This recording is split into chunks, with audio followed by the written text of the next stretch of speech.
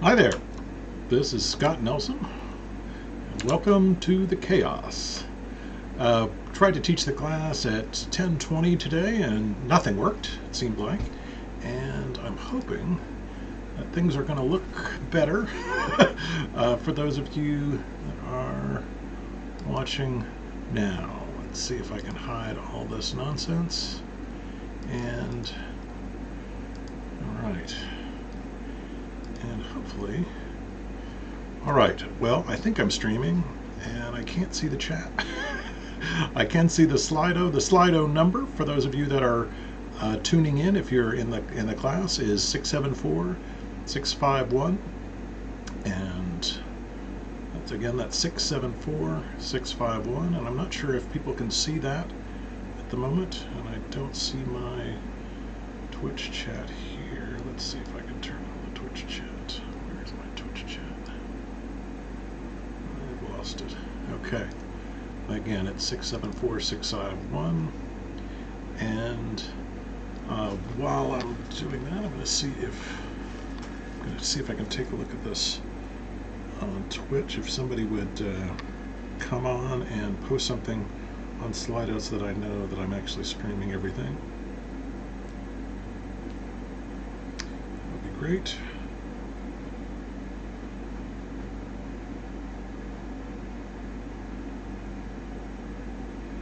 Okay, wow.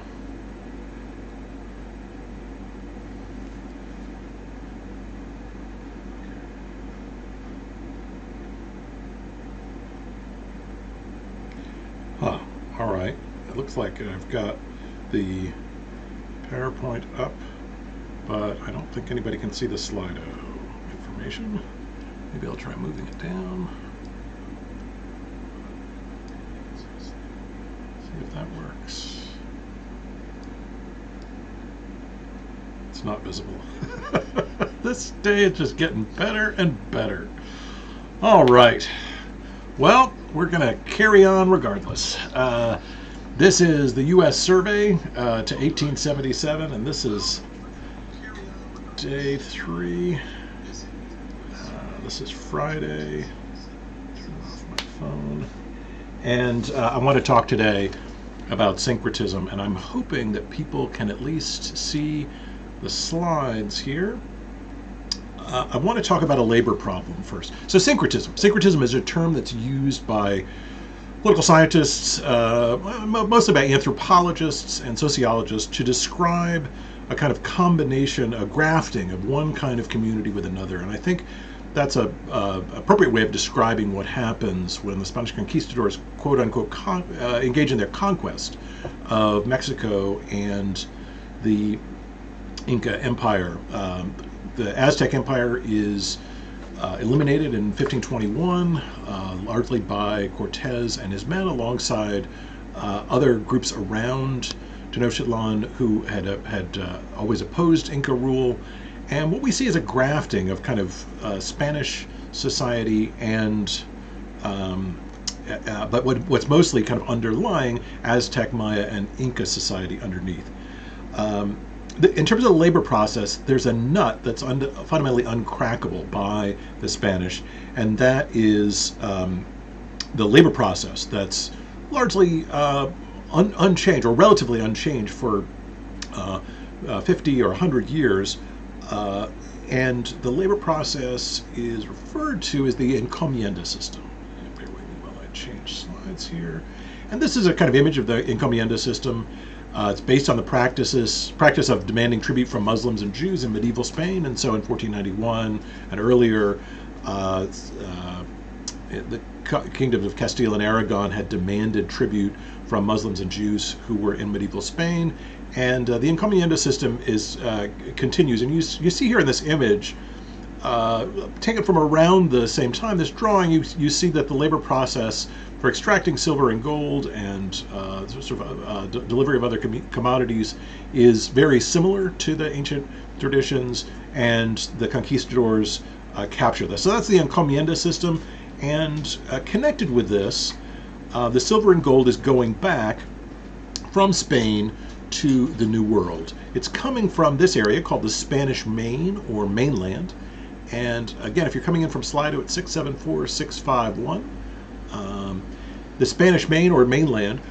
And this is what happens when this gold and silver comes from the Aztec, Maya, and Inca regions and goes back to the New World, is it leads to actually inflation in those regions. As gold and silver it become relatively less valuable over time, goods cost more.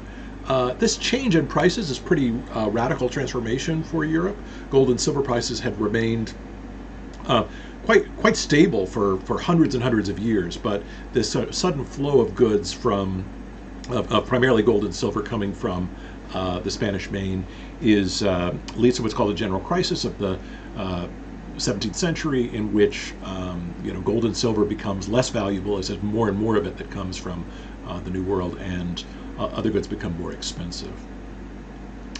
And it's in this route from the Spanish Main to the Old World that the other empires get involved, and we see what's called the race or route from the West Indies to Spain and back in these large galleons laden with gold and silver. And it's the other empires, the Dutch, the French, and the English empires that engage in piracy, trying to capture this gold and silver. And this is, of course, the period that we associate with Pirates of the Caribbean. And what's largely happening here is all of this excess gold and silver that's coming from this Spanish Empire is potentially available for robbery. In fact, the College of William Mary, a colleague of mine taught me a while ago, formed in 1693, was in part paid for by gold that was initially stolen by the Dutch from a Spanish galleon. The Dutch are captured in Britain, right outside of the Chesapeake Bay, and they're jailed in Williamsburg. And the question is, who's going to get the gold? Does the gold go back to Spain, or does Britain take it? And Britain decides, the British governor decides, that the simple way to resolve this problem is basically to keep the gold, but not keep any of the responsibility from taking it from the Dutch or the Spanish, is to basically endow university with it. And so the very first endowment for the College of William Mary, right around the 1680s, comes from money that's raided from a Spanish treasure ship. Now, I said that this was going to be, today I was going to be talking about syncretism, and syncretism is basically, it's common in the Catholic Church, is to sort of take existing religious traditions as they are and convert them and make use of them. And the Day of the Dead is probably the best and simplest example of this in Mexico. It's part of an older Aztec, even possibly Olmec or Toltec tradition of kind of summoning the ancestors and recalling them and remembering them. And this becomes a kind of Catholic festival under the Spanish, and they sort of take this old tradition and introduce new parts of it, including putting candles up, having the candles brought into a church. And so this melding of a kind of Spanish Catholic tradition and an older tradition is sort of what the Catholic Church engages in, and this is a kind of great example of of syncretism. Of course, the Catholic Church has been doing this. This is the MO of the Catholic Church, really, for hundreds of years. As you probably know, the British, the old ancient Celtic sites and things like that were taken over. And if you look at old English cathedrals, often in the foundations you'll find older Celtic traditions. So we get Easter and Christmas, and many of these other celebrations are not really Christian celebrations initially. They're older celebrations that get sort of morphed into Christian celebrations much later, well after the birth and death of Christ.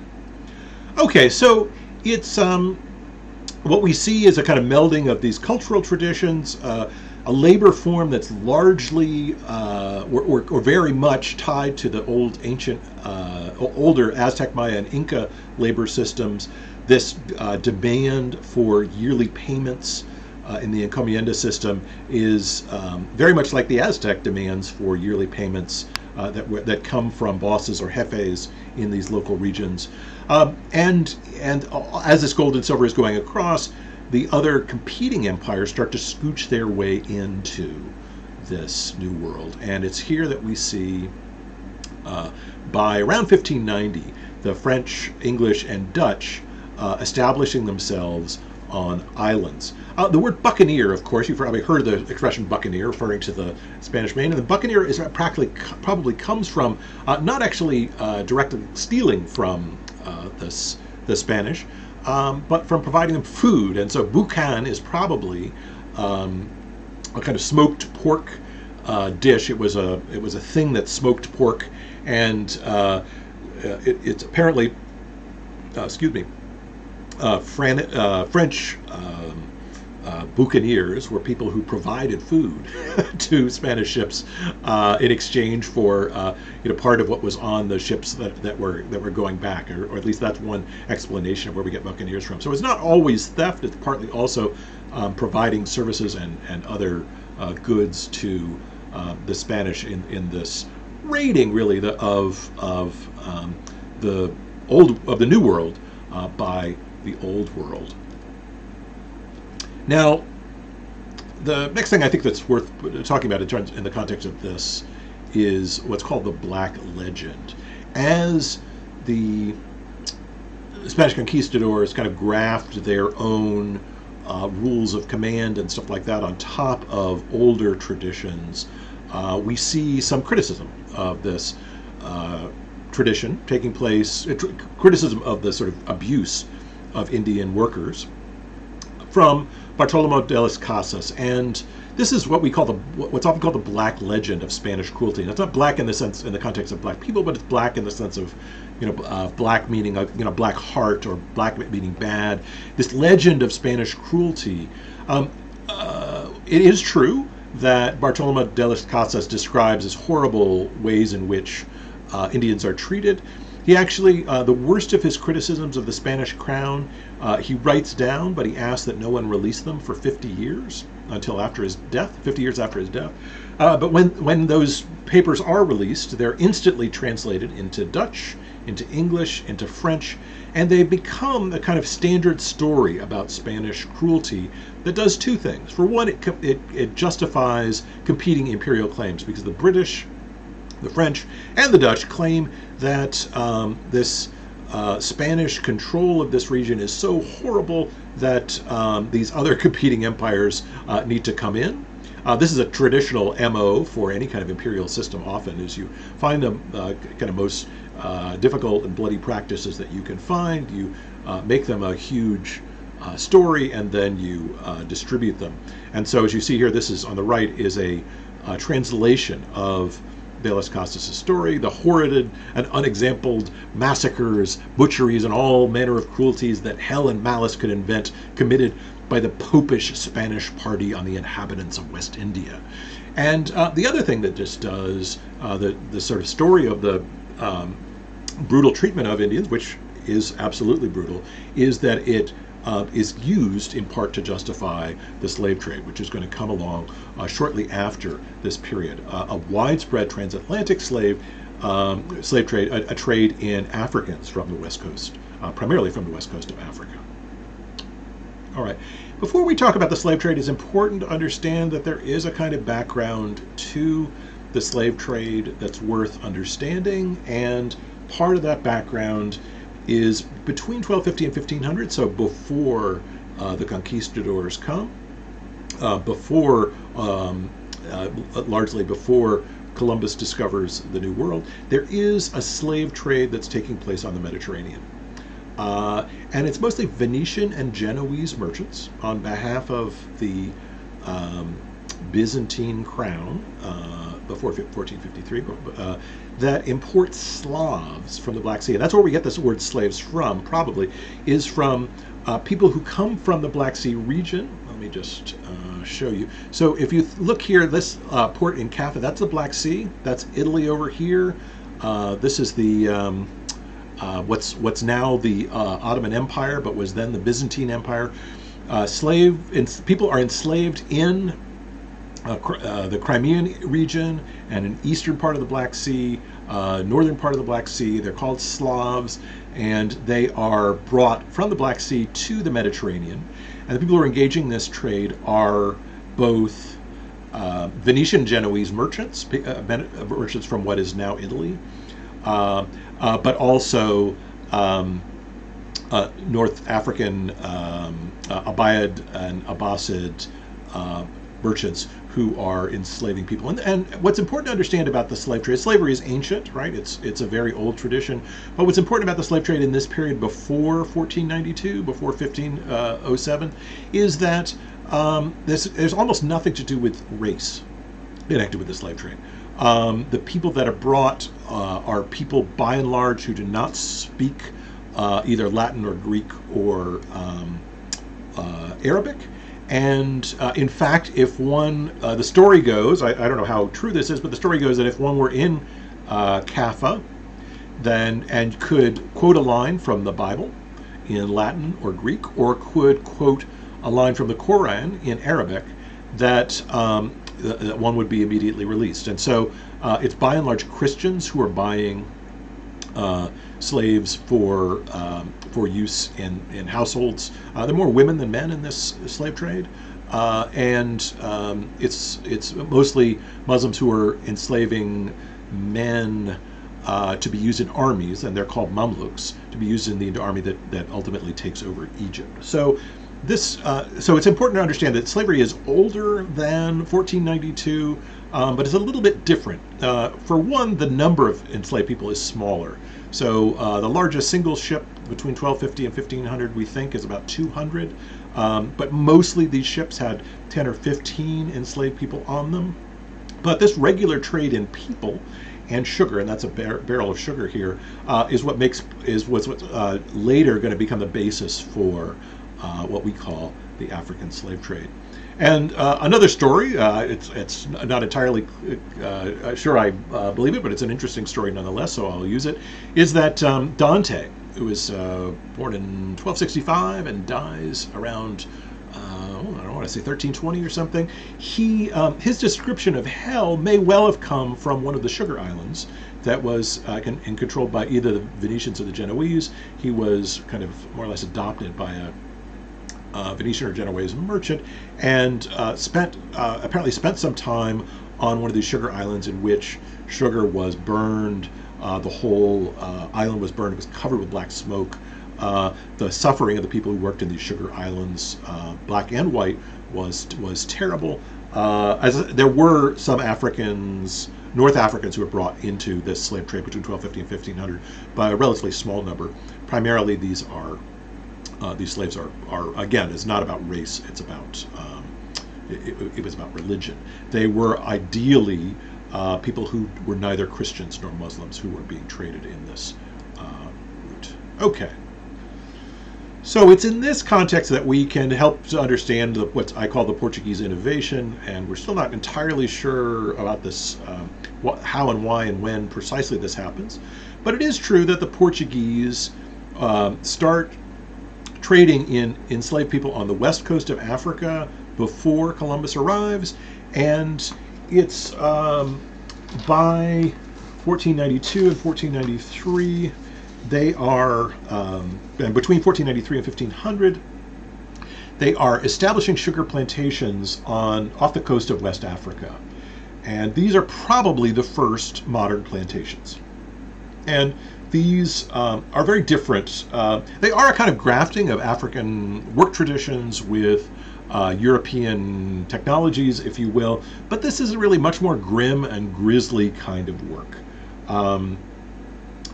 This is work that it uses imported Africans who cannot move west.